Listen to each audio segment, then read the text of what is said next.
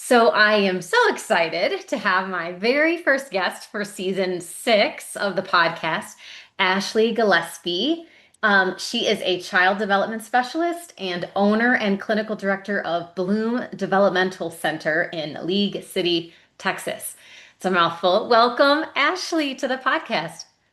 Thank you for having me. I'm really excited to chat with you. Yes, I reached out to you because I saw so many of your Instagram videos with clients that you've worked with, and it just triggered something in me. I talk a ton of during talks and on my Facebook page and all the things about Skylar and his behavior and his communication as a form of behavior and vice versa. And so I reached out to you and I'm like, please help me.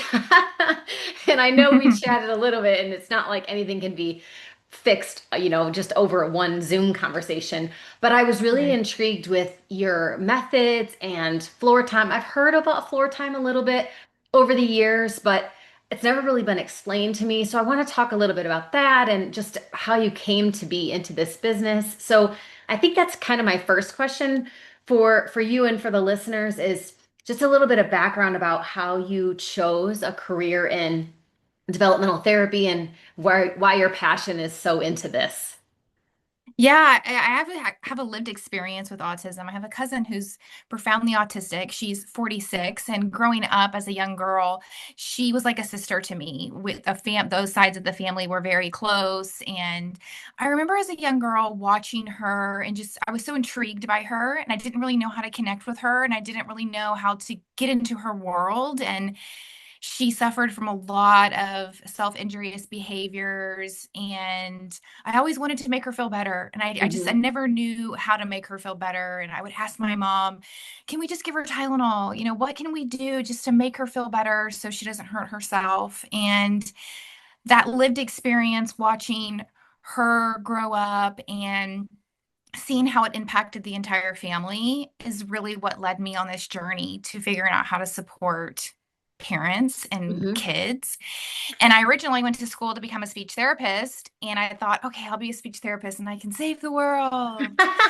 And um, I did that, and I couldn't save the world. And I realized very quickly that the public school system just wasn't set up for the level of care that I felt the families needed. Hmm. And through my training and education background, I never was really taught how to actually empower parents and how to teach parents how to connect with their kids. And so I went on a journey to figure that out. And that's what led me to find floor time. And floor time is a great developmental approach. It really focuses a lot on social and emotional learning, but it's relationship driven, meaning that the connection that you share with the child is what drives the intervention. And I fell in love with the theories, I fell in love with the methodology and the style of interacting with children. And I've studied it for many, many years, just very extensively wanting to really learn how to use the work within my sessions. And along that journey, I decided to go back to school to study more about how to support parents because I felt like, okay, well, I can teach them floor time, but what about their mental health? Or what about how do I reach them and their emotions? How do I get them to reflect on their child's experiences? And so I went back to school to get a master's in infant, child, and family mental health. And I loved learning so much about the parent child relationship and just the mental health dynamics of families and ecosystems. And that was a big eye opener for me. I think it's, just I have 23 years of experience with Skylar, probably a good 17, 18 of that with therapies in and out of therapies and things. And I know from speaking to a lot of parents, we want to be involved. It's just not a lot of, and it's no knock on therapists in general, but there doesn't seem to be a good opportunity for us to join in the sessions. That's what I liked so much about your videos and your center because you instantly start working with the client obviously, but then you're showing the parents they're involved in every session, learning how to replicate that stuff at home because it's great when our kids are with you guys because you're trained, you're professional, you know exactly how to redirect or do whatever you need to do. But then we get them home I mean, that's true of any neurotypical child too. My daughter was always excellent at Catholic school and like she did Yeah. everything they told her to do. And then she'd come home and wouldn't do what I asked her to do sometimes. Hmm. So they're obviously different people for us as parents, but we all want to secretly be into their world and to understand what their behaviors mean and how they're trying to communicate with us. So I'm gathering that just from talking to you and from your videos that floor time is essentially that. It's meeting them where they are, getting, as the word describes, I mean, getting down on the floor with them if you have to, or responding to their play. So can you kind of walk me through a little bit about, some of that just overall? I know each client is different, but just kind of what that looks like. Right. DIR floor time is a framework. So the DIR is basically the theories. It stands for development, individual relationships. It's the theories behind the approach. And the approach is floor time. And it's really is about meeting the child where they are. It's a supporting the child from the ground up. So you're not just focusing on a skill like, okay, I want my child to communicate more, or I want my child to be able to sit in a chair. It's really focusing on the whole child and wanting to see their development really bloom from the inside out. So it starts from the foundational milestones of like engagement and getting the child to just engage with you and connect with you. You don't need toys to keep them busy. We want them to engage and connect with you. And then you're scaffolding the child to be able to have more of that purposeful communication where they're having this back and forth type of conversation with you, even if it's nonverbal. They're gesturing or their eye gazes are going that way or they're touching you, they're communicating to you back and forth and you're doing the same with them, where you get into this kind of continuous flow of just a social interaction. And the Mhm. research shows that that continuous flow of social interaction is what builds new neural pathways. So it's based a lot off of the neuroscience around neuroplasticity and how the brain can change and grow over time. And it's great for parents. For me, what I do in my center is it's a hands-on training. So I'm not telling the parents this is what floor time is, and I'm not having them read a lot of articles Mhm. or participate in some kind of Zoom meeting. It's where you literally get on the floor with your child, and I'm going to coach you in the moment how to connect with them and how to get them into that continuous flow of interaction. So then you can do that every day at home with your child throughout everyday moments. And the thing about floor time that I love is you don't have to set aside 20 minutes a day to do floor time and be really rigid about it. You can use the framework while you're brushing your child's teeth. You can do it while you're getting in the car with your child, while you're eating dinner.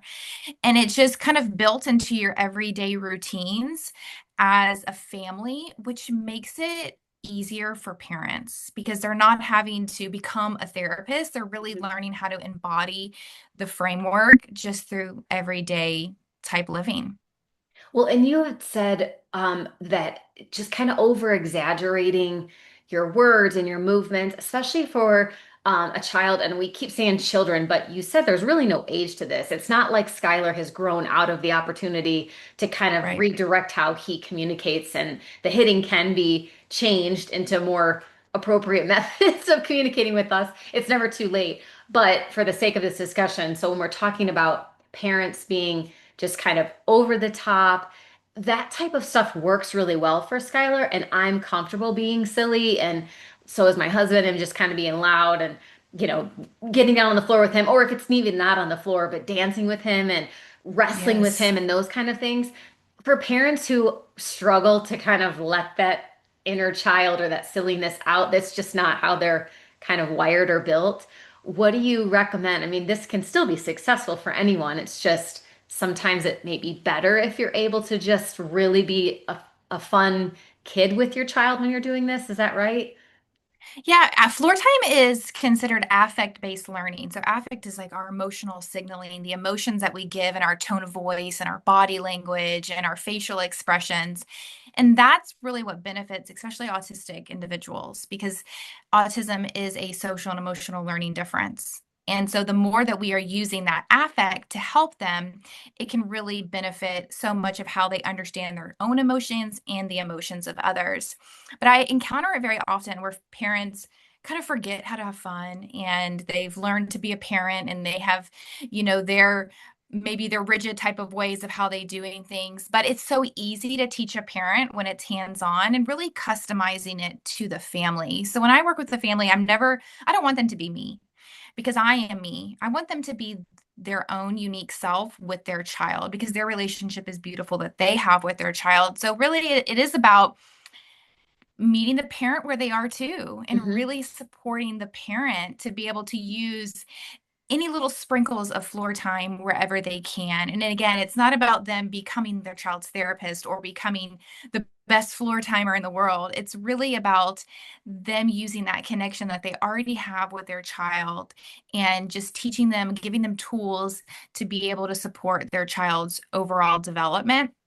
And some parents need some inner child work. Honestly, it's a lot of what I do Uh-huh. is, getting the parent to think about their own journey with their childhood and how they were parented. Because how we were parented and our experiences in early childhood, it does come into play in our parenting. And it's something that we have to reflect on and think about. And Hmm. so that's a big piece of the work also. Well, and when I asked you about, as I've said, Skylar bangs on walls. He like slaps doors open-handed, hits himself. He slaps us when he's eating and he'll ask for more. His sign for more is to like tap across his chest. But then the minute he's asks for more while we're scooping up the food to help him have more, he slaps us on the arm or whatever, and it's nonstop. And, again, he's old.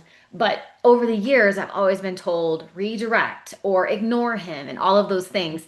And it was so hard for me because I didn't want to ignore him because it only infuriated him more, I feel like. And he's like, "What? You're not listening to me?"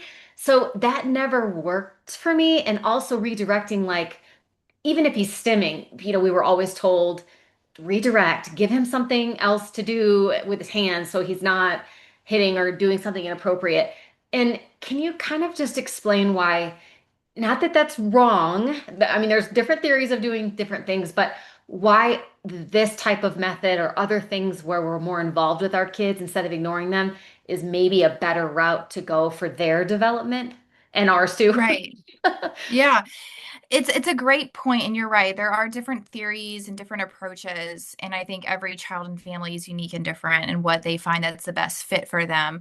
But in regards to floor time, it's connection based. So that means that if we ignore the child and we just kind of turn our bodies and ignore what they're doing, the child's not learning. They're not learning the appropriate way to communicate. They're not learning social norms Mhm. within a social context. So the only way that they are really learning is through us because we are social creatures and we're constantly sending signals with this nonverbal communication to our children. So by turning, they're not learning the appropriate way to handle their communication, and it also can impact the relationship because your child would be like, well, we have to think about their internal views, right? Mhm. Well, I really wanted my mom to do this and she just ignored me. Like, how would that make you feel if your husband, if you told him something when you were upset and he just turned around, was like, I'm just going to Maybe ignore she'll this go away. comment, right? I'd be mad about that.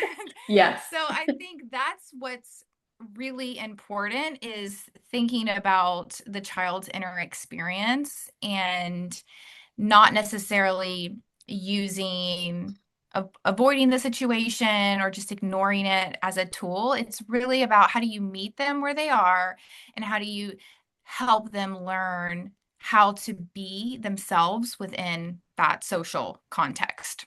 Hmm. I got you. Well, and eh, each scenario is going to be different, and it does take the parent training and a lot of time with you. And I know, you said it's not too late, but it's just something that we're going to have to start in the home because my Right. concern now is this type of communication going out into the community with him. And if we get it fixed at home and we're silly with him and we're playing with him, we're doing all of these things to get him to communicate with us differently, how will that translate to his adult day program, to, taking him out to restaurants and things when he hits or bangs for what he wants?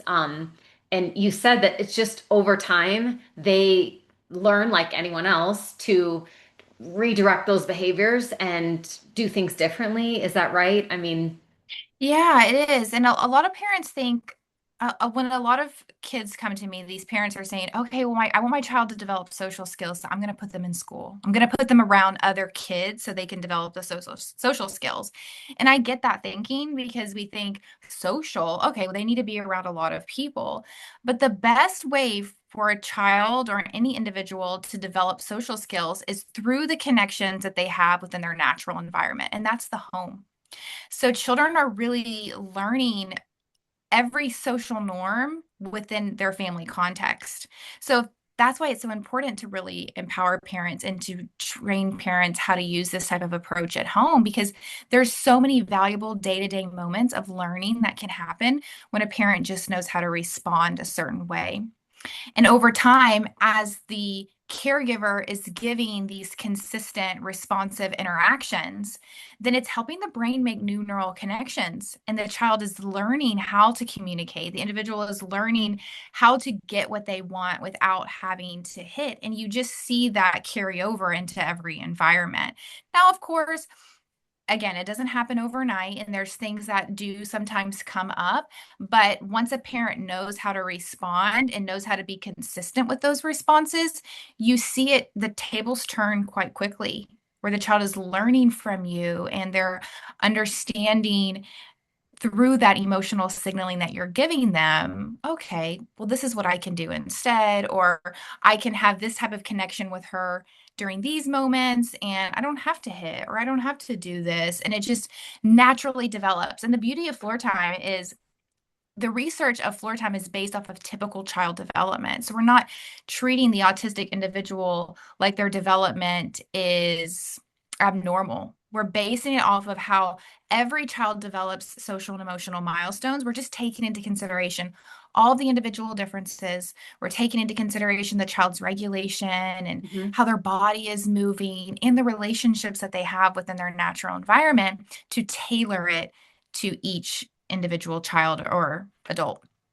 Well, and I want to get back to the parent part in a second, but you said something that made me think also about the topic of looping. That's something that I'm asked about a lot, and when we talk about a lot with caregivers amongst ourselves, really, that how do we know if something is because their mind-body connection sometimes kind of gets stuck on a loop, so they're used to doing things a certain way. And I've been, it's been suggested to break the loop. Like if it's something dangerous or potentially harmful, they could break something. A parent talked to me once at a recent conference about every night their child after dinner wanted their headphones on, and every night they would break their headphones. I mean, they had replaced these headphones hundreds of times, it seems like, because they would just snap. And so we were kind of talking about looping. Well, you're giving them the headphones at the exact same time every night. They're breaking them at the exact same time every night. And what we didn't really think about until we got talking about it is maybe there's a sound at a certain point, like they can't handle the noise anymore. There's another trigger that we don't see that makes them. Yeah. I don't think he wanted to break his headphones every single night, and it wasn't like joyful for him to do that, breaking something he loved, but something triggered it every night at that time. So is that a situation where it's a like a behavior that you try to break the loop and not give them the headphones at that moment or something? Or do we have to dig deeper? We just never know as parents, like, what is it? Like, where do I try to fix this for them and for us? Because it's tough to watch and to live through stuff like that. Yeah. I know what you mean. And I think it's different for each individual. And we do have to take into consideration motor planning Hmm. and the brain body disconnect. And that's why I always talk to parents of young autistic kids about really supporting their body to make new motor movements when they're young to really help with that as they age. But looping happens for even little ones. And I mean, I literally just this week I was working with a mom and the boy will just start going in circles and then he kind of starts doing this. She thought he was almost like having Tourette's, and he was kind of like doing these ticks Hmm. with his circles, and she was very concerned. And I really had to explain to her that he's in a motor loop right now, and so it's not about breaking the motor loop. It's about, well, how can we join in to the Okay. motor loop that he's doing to really make it more social, because everything I do is always about the social context, because I know that when a child is socially engaged, they can learn and their brain can develop and grow.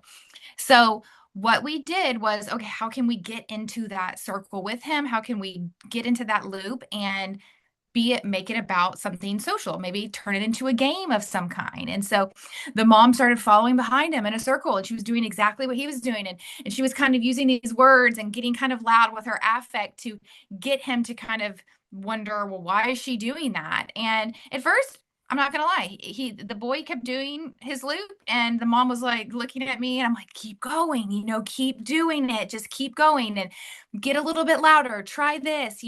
And finally, the it was crazy because like the boy came around in a circle and the mom was at the other side, and like you could see out of the corner of his eye, he realized my mom's doing exactly what She's I'm playing doing. with me. And Yeah. yes, and then it turned into a game. And I said, this is what you need to do with him, because then you're breaking it, but it's not in a rigid pattern where you're telling the child he can't do it anymore. You're just inviting him into a social world, and that social interaction and that excitement of being present with my mom is more intriguing for the child than that loop. And I know that sounds like it could be impossible for some kids, but the more that you're interacting with them and the more that you're joining into their world, then you really bring them into a shared world with you, and that's where connection happens.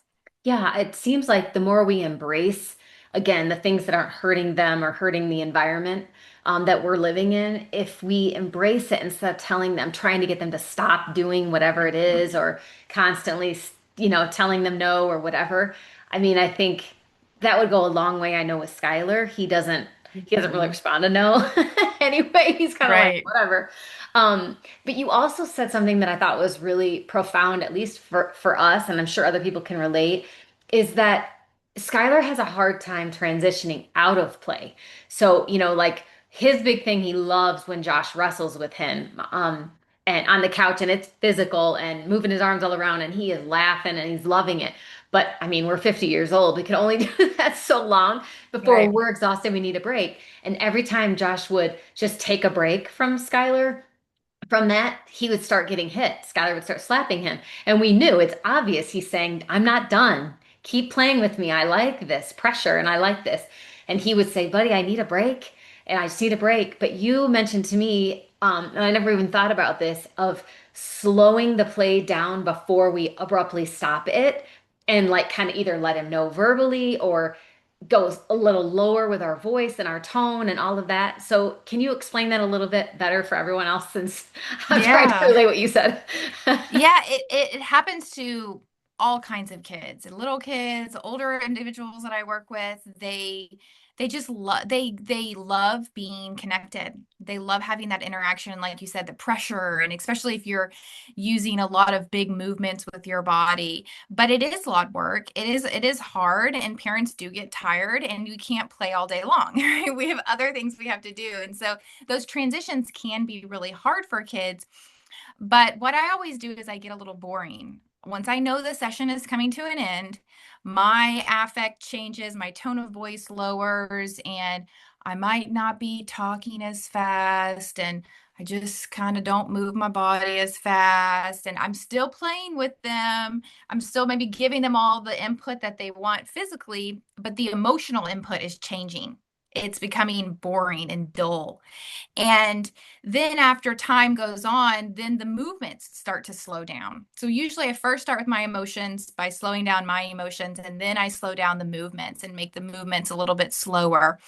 And then it just makes such an easier transition, because the child, you're regulating with that child, you're down regulating them really from being so hyper aroused from this type of interaction. You're just slowing their body down, and they are basically mirroring your brain. I mean, brains talk to each other. So your brain is really talking to their brain, slowing them down. And it can help so much with those transitions. And then, you start talking to them saying, "Oh, I'm so tired." I just laying there with them. "I'm just so tired," and then maybe they lay down with you, and you might have some like little connection moment where you're rubbing them, and, slop, on their backs or something, nurturing them a little bit, and then you get up and move on. But it's so hard when you just are having so much emotional input, so much physical input, and then, well, I gotta go now. And then you leave. You're like, what? Yeah. That's crazy. It's like you're watching a scary movie and you get to this point where it's like all this thrill, what's going to happen, and then it stops, and then you're like, wait, what? Where's the rest? So it's really good to just down regulate that child a little bit and just really work on your slowing yourself down to help them mirror that as well.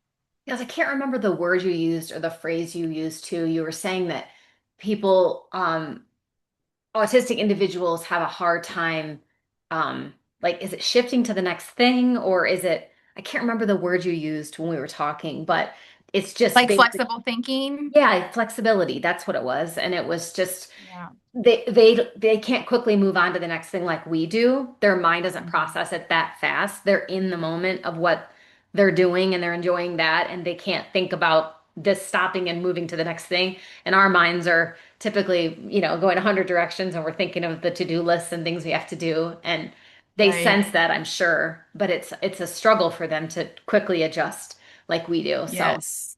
it's just Yes. Yeah. regulating. Transitions are really hard for a lot of people. And it does come down to the flexible thinking. And, you know, a lot of times kids, if they haven't had these consistent and responsive interactions, their brains become very rigid. So they react very quickly to things and they struggle with transitions. That their brain goes one way only, and that's the only way their brain goes. So floor time is really awesome because it teaches kids how to have flexibility in their thinking and how to be able to work through problems and solve any kind of social problem that they're having and to think critically about how to work through any problems you're having. So that's why we call floor time a thinking based approach, because we're really working on the child's ability to flex within their thinking and not just go always towards this black and white type of thinking. Hmm. Well, the last thing I just wanted to touch on with you too, and we hear this a lot. I first really understood this concept when Skylar started failing to communicate 4 or 5 years ago. Not just about presuming competence in him, but the biggest piece that I was missing is the self-regulation piece. I Yeah. and I'm sure so many parents can relate. We want the best for our kids, and so maybe we get a little over excited over our expectations during like therapy sessions and things are heightened and they feel it. They sense it. They Mhm. know that we're expecting a lot. And I don't mean to put that kind of pressure on him. It's just, it's something that I have to work on. And, we talked a little bit about that. Can you just kind of leave parents with a better understanding of the importance of self-regulation in addition to floor time and beyond that, just in general? It's a really hard concept for us to grasp because we're handling so many things, and then to just be lighthearted about everything and self-regulating is, it's really hard for a controlling person like me. I admit it Yeah. 100%. Yeah, So, I know what you mean. And I think self-regulating and co-regulation, all these terms can seem so scientific and seem so far-stretched for parents. And really, the most important thing, I think, is for parents to be self-aware of their feelings, self-aware of their state. Right, when they're feeling stressed, they're aware of that. And so that's what I teach parents is it's not, you don't need a fancy term and you don't have to have some like fancy tools. It's really start kind of self-talking to yourself when you are in traffic and you're feeling stressed because you're late for work and you're in traffic and you're starting to sweat a little bit. You need to become aware, like, I'm really stressed right now because I literally have 5 minutes to park and get into my office before I'm considered late for work. And this person in front of me is driving so slow. You're just aware of that state that you have. And of course, you can use tools like deep breathing or hot tea or whatever works for everybody. But if you're not aware that you're in that state, then those yeah. tools don't mean anything. So you really have to practice just becoming aware of yourself. And it is easier said than done. And I always tell parents, you have to practice it every single day. And it could be even in joyful moments when you're having so much fun with your child or whatever you're doing and you're feeling really happy, you're aware of your state of joy in that moment. And you're just really allowing yourself to experience that state because we would be lying if we said even me, that for all the training that I have, I would lie to your face if I told you I didn't get stressed or I didn't get Mhm. anxious or I didn't get overwhelmed, right? We're all human and we experience a wide range of emotions. So just being aware of those emotions are so important because if your child is reactive and rigid and when they something happens and they scream or they hit because of something and then if you react and you match Mhm. that, then it's like chaos and everyone's lost it all and it's just no one's getting to be calm and regulated. Mhm. So really just being aware of yourself and it is a hard hat to carry, but as a parent, if you have the tools and if you have that awareness of yourself, it can really help. It's like when you get on an airplane and you know, the oxygen masks fall Mhm. down. You don't give your child the oxygen mask first. You have to give it to yourself. And I Mhm. think parents sometimes they need permission to give themselves time to go take a bath or go sit in your chair for a little bit and just calm yourself down. You have to get to the point where you do for yourself because Mhm. if you're just giving and you're just giving and that is caretaking, but you have to find a way to give yourself permission to care for yourself in your emotional state if you want to see your child's emotional state change. I'm a big fan of adult timeouts.